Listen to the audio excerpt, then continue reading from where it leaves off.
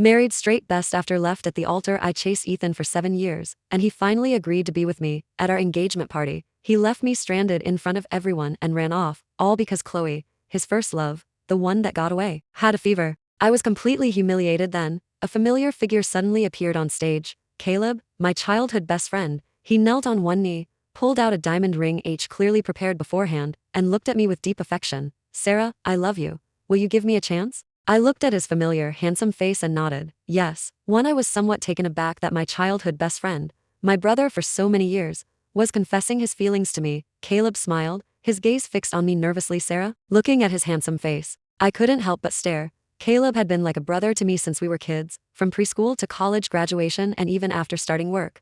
We were inseparable. Our bond was incredibly strong. You could even say we were inseparable best friends in my mind. Caleb was a straight man. My gaze shifted to the audience. Looks of disdain, surprise, and curiosity shot my way. Today was supposed to be my engagement party with Ethan. At such an important event, he abandoned me and ran off. All because of a phone call from the one that got away. I was completely humiliated, turned into a joke. I had chased Ethan for 7 whole years, from our youth until now, even though I knew he harbored feelings for the one that got away.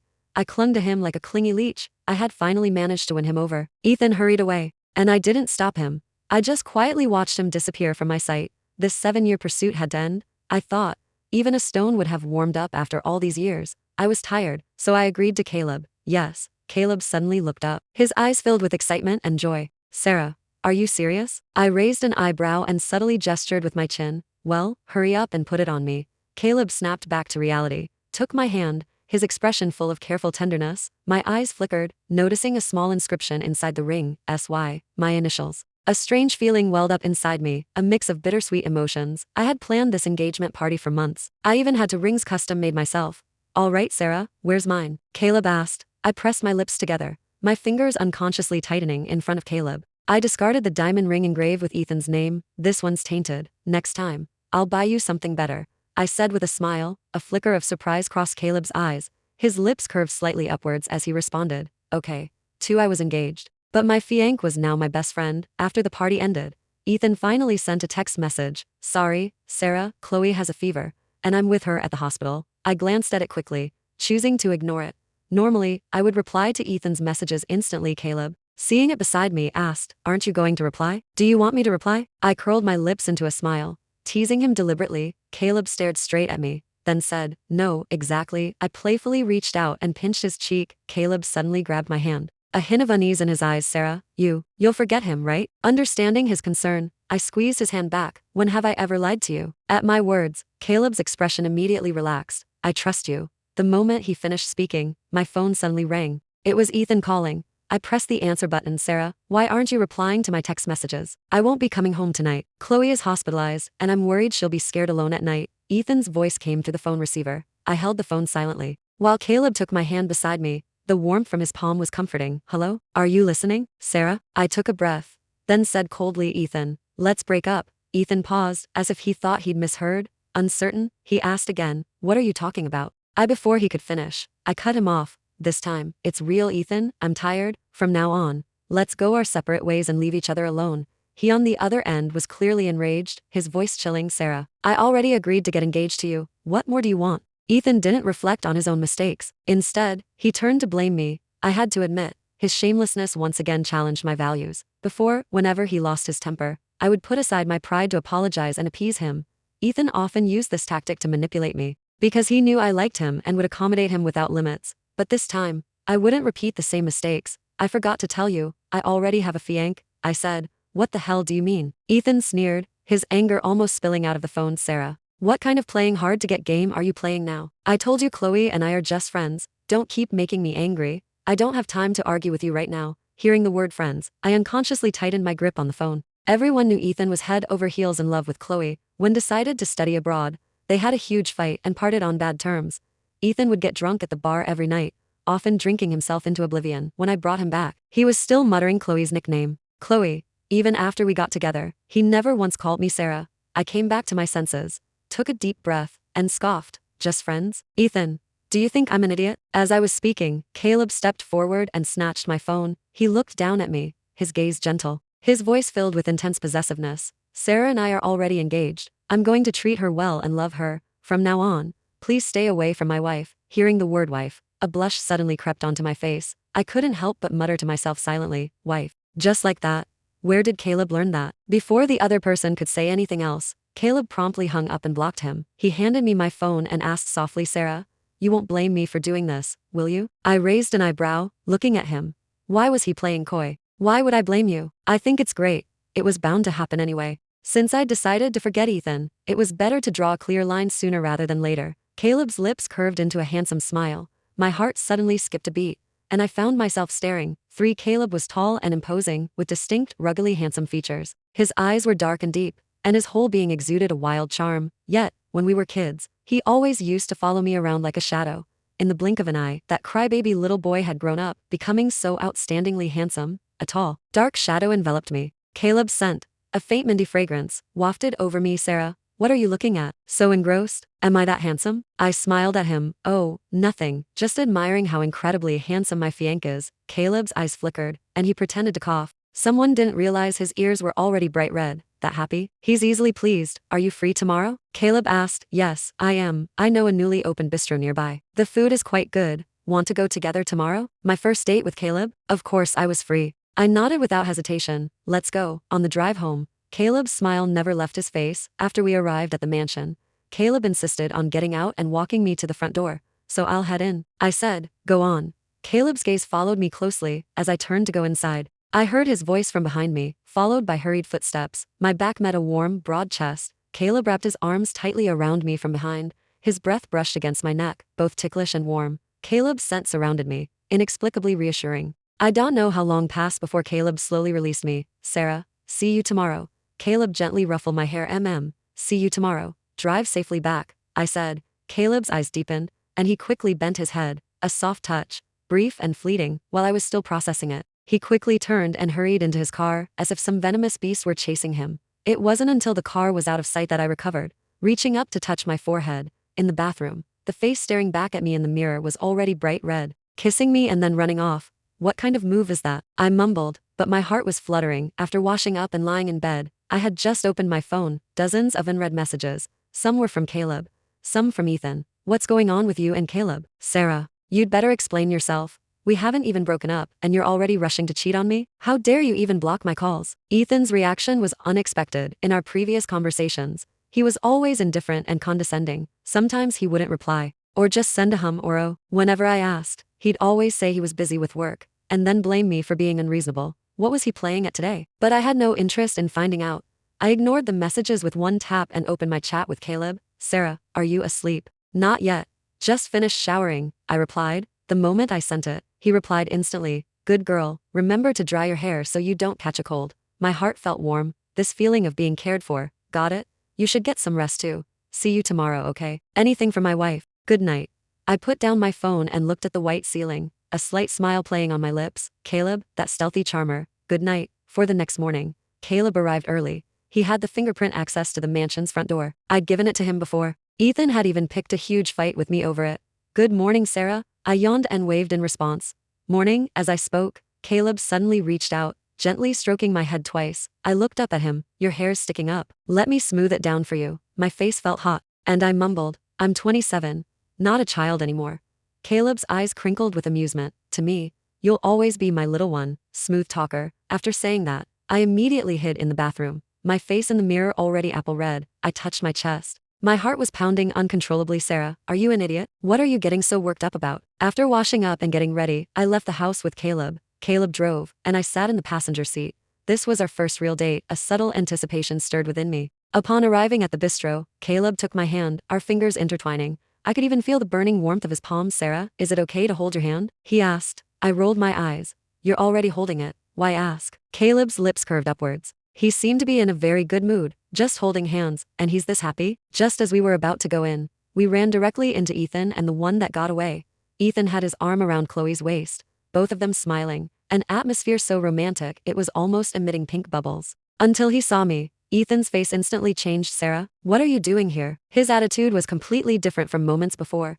Is this your restaurant? It's none of your business. Hearing me snap back at him like this for the first time, Ethan looked a little disoriented. When he regained his composure, he stormed forward. Caleb stepped in front of me, his tall figure casting a protective shadow.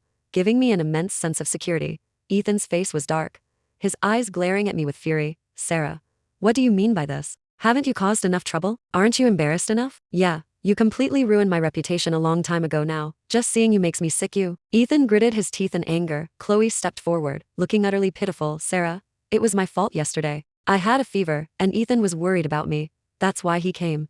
I didn't mean for any of this to happen. I scoffed, mocking her. Wow, he must be better than any doctor. He visits, and suddenly your illness is gone today. Yesterday you were practically dying. Anyone would have thought you were on your deathbed. Chloe's face paled, her eyes reddening as if she had been severely bullied. Seeing this, Ethan immediately comforted her, not forgetting to snap at me. Sarah, if you have a problem, direct it at me. What kind of person picks on a girl like Chloe? I casually picked at my ear, too lazy to waste any more words. I'm hungry. I tugged at Caleb. He pulled me inside. Stop right there, Ethan, with an air of entitlement, imperiously ordered me. Sarah, apologize to Chloe, and I'll forgive you. Me. Who do you think you are? Caleb made a call, and soon the bistro manager arrived with 2 security guards. Excuse me, sir, but you're not welcome here. Please leave. Ethan and Chloe were stopped at the door. Why are you blocking us? How do you run a business? Ethan was accustomed to being flattered and fawned over at the company. He had never been treated with such disrespect. He pointed at us, furious. Then why can they go in? Hearing this, Caleb let out a cold laugh. Because this bistro is owned by my family, Mr. Ethan. Is there anything else? It's bad luck to cause trouble so early in the morning. Ethan froze, and the next second, his face turned as black as ink. Finally, he watched me and Caleb walk inside, his face full of resentment as he left us with a threat. Sarah, you'll regret this. 5 All right, Caleb.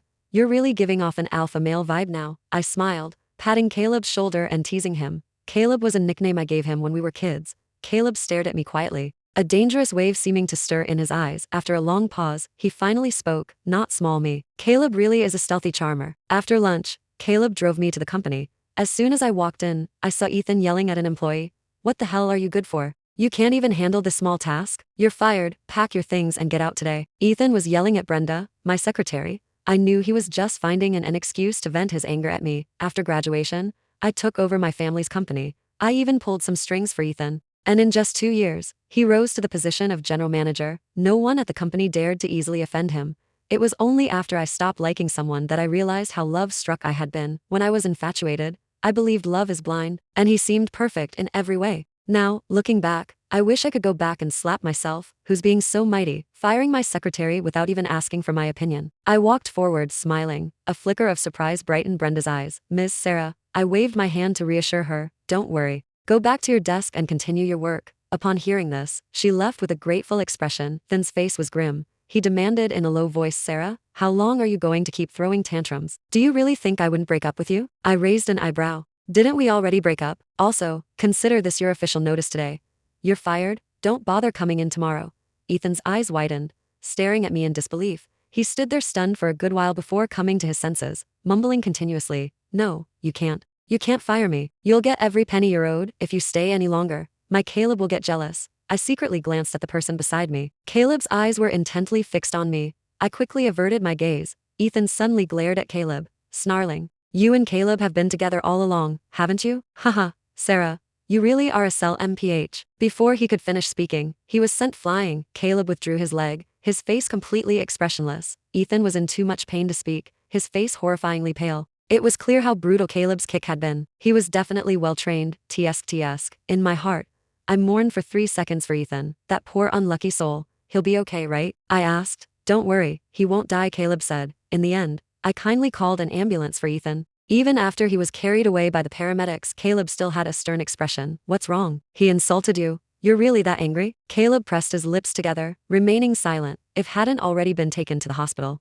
I felt like Caleb would have gone over and given him another kick. I reached out and pinched his handsome face, coaxing him like a child. All right, Caleb, why get angry over someone unimportant? You'll get wrinkles, and that won't be attractive. Caleb nodded, not angry anymore. He looked like a docile big wolf dog, truly adorable.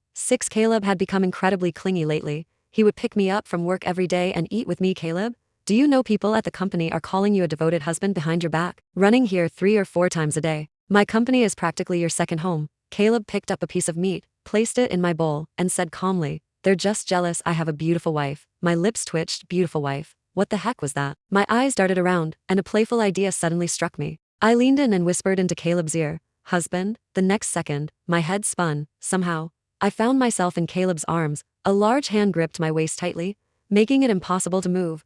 Caleb stared at me quietly, a storm seemingly brewing beneath his deep, dark eyes. I swallowed. It seemed I had gone too far. Caleb was about to devour me. I poked him with my finger. Caleb, Mr. Caleb, how long are you going to hold me? Caleb lowered his head, his nose brushing against mine. His hot breath fanned my face. Say husband again. Otherwise, I won't let go, Caleb. You've really learned to be naughty. I gritted my teeth. Caleb wouldn't let go until I had called him husband several times, finally releasing me with a satisfied look. After work that day, I ran into a familiar face. I hadn't seen him in a while, and Ethan no longer had his former high spirits now. His face looked somewhat haggard, and his beard was unshaven. He was still wearing the designer clothes I had bought for him. The moment he saw me, his eyes lit up. Sarah, I took a step back and asked cautiously, what are you doing at my house? Ethan's expression stiffened, and he stammered, I want to apologize to you. I was wrong before. I neglected your feelings. Chloe and I really have nothing going on, truly. Believe me, if it were the old me, hearing those words might have touched me a little. But now, Ethan was like a stranger to me. He no longer stirred even a ripple in my heart.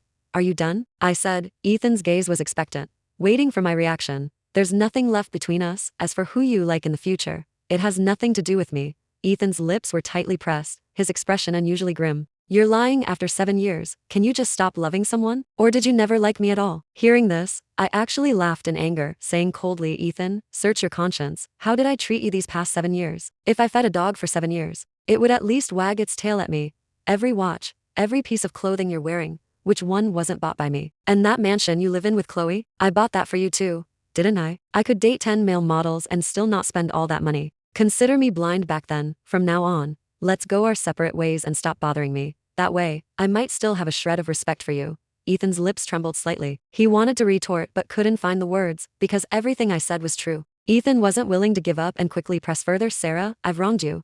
Can you give me a chance to make amends? I frowned. Had taken the wrong medicine today? Had his conscience suddenly kicked in? Before I could speak, a voice abruptly cut in, too late. Caleb strode towards me, extending his arm to pull me into his embrace. He stared coldly at Ethan. If looks could kill, I guessed Ethan would have already been torn to shreds. Sarah is mine, and no one can take her away. Ethan scoffed dismissively. If I hadn't left that day, you, Caleb, wouldn't even be in the picture. 7 damn, he even left a trap for me before leaving. Caleb narrowed his eyes, his tone slightly dangerous. Did I just hear Sarah say she wanted to date 10 male models? Am I not enough? Sarah, why don't you experience it firsthand? I touched my nose and quickly explained. No, you misunderstand me, Emph. Caleb didn't give me a chance to speak, his dominant, forceful, and possessive aura instantly enveloping me. It wasn't until I was almost breathless that Caleb reluctantly let go. He gently caressed my face, a hint of satisfaction in his expression. I'll let you off the hook this time. I breathed a sigh of relief. Caleb, that jealous guy, was truly terrifying when he got jealous. After that day, someone would show up at the company every few days to deliver flowers.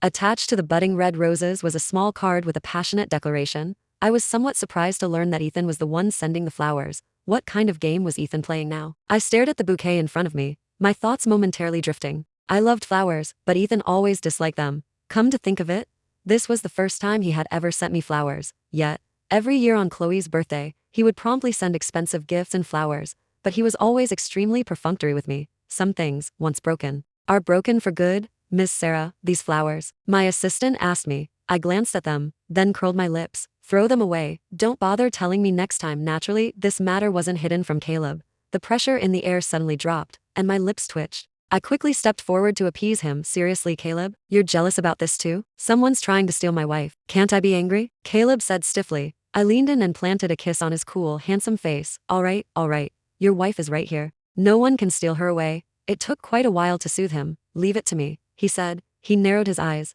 I don't know what Caleb did, but after that, no more flowers were delivered. Caleb even used protecting me as an excuse to simply move into my house and stay. He even had someone bring over his belongings, bag after bag. When I came out after showering, there was an extra person in my bed. Caleb and I just stared at each other, wide-eyed. What are you doing in my room? I asked, raising an eyebrow. Caleb replied with a look that suggested it was perfectly natural, sleeping with my wife. He said this without waiting for my reaction, quickly closing his eyes, but I wouldn't indulge him, and firmly chased him out. Late that night, I dreamt I was tangled up with a giant octopus, and it threatened to eat me. Seeing the abyssal maw approach, I woke up with a start.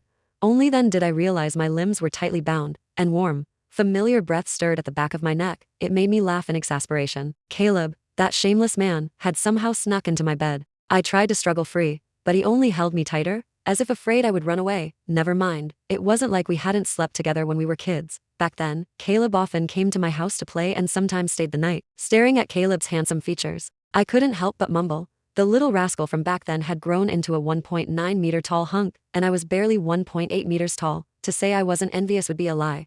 What did Caleb eat to grow so tall? Suddenly, thunder rumbled outside, making me jump. Perhaps my sudden movement had woken Caleb. Ain't scared? Don't worry, I'm here. He gently patted my back, comforting me in a soft voice. Caleb knew I was afraid of thunderstorms. I curled up in his arms, inhaling his reassuring scent. Drowsiness crept over me, and I slept until morning. When I opened my eyes again, Caleb wasn't beside me, and I felt a pang of emptiness. Thinking he had left, I turned my head and saw Caleb bustling around in the kitchen, wearing an apron. Caleb noticed me too. You're awake, wash up, and then we can eat. I rubbed my eyes, looking at the steaming meal on the table. You made all this? Impressive, Caleb. You have the skill? After tasting it, I couldn't help but give him a thumbs up. Delicious. I'm so happy. To have a perfect wife makes life complete. Caleb narrowed his eyes, smiling. Perfect what? I touched my nose, forcing a smile. All right.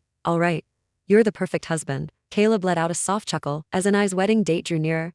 We both became busier. Some other things happened during this time. The last time Caleb had someone warn Ethan. He behaved himself for a while. I heard he and Chloe were still living together. That was a birthday gift I bought for Ethan after we broke up.